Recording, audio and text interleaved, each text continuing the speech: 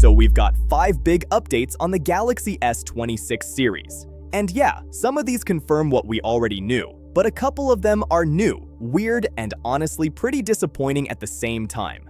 So let's jump right in. For months, we heard Samsung would finally move the S26 Ultra to 16GB RAM. But nope, Samsung's keeping the entire S26 lineup at 12GB again, just like last year. Yeah, that's a bad look, especially for an Ultra. Google already went 16GB last year. The OnePlus 15 has a 16GB option.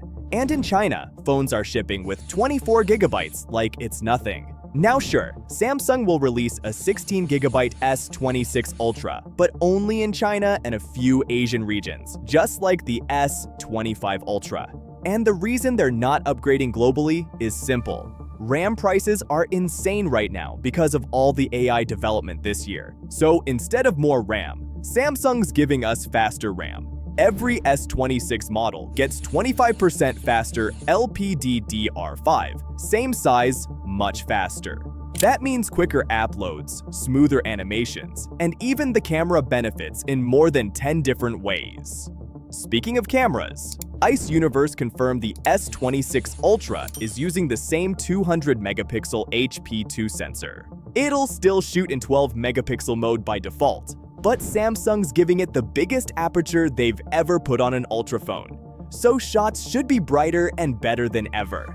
Now let's talk chips, because this one's been a hot debate for months. It's official, the S26 Ultra is going with the Snapdragon 8 Elite Gen 5.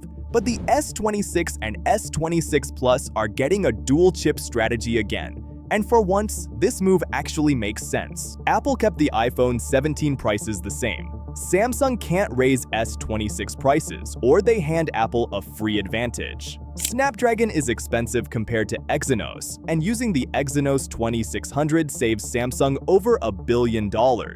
That helps them keep the price in check without giving Apple an easy win. Now, Exynos has always struggled, heating, throttling, all that. But this year, the Exynos 2600 actually looks shockingly strong, not just against the Elite Gen 5, but the whole flagship lineup. It even has 30% better heat reduction thanks to new heat pass tech. Meanwhile, Snapdragon 8 Elite Gen 5 phones are out here cooking themselves. So yeah, the Exynos 2600 looks good for the S26 and S26 Plus, but as a full package, it still feels like a disappointment.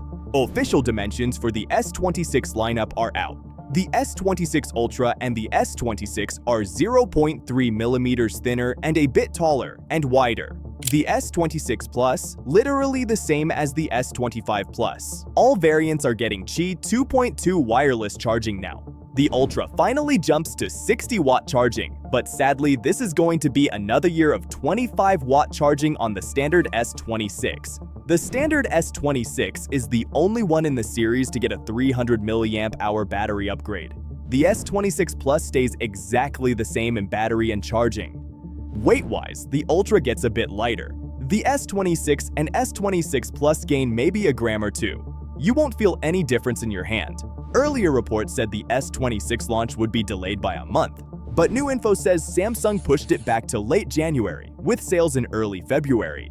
So yeah, the S26 series is officially back on schedule. And even though Samsung is reusing most of the camera setup on the S26 Ultra, it still packs at least 13 changes under the hood.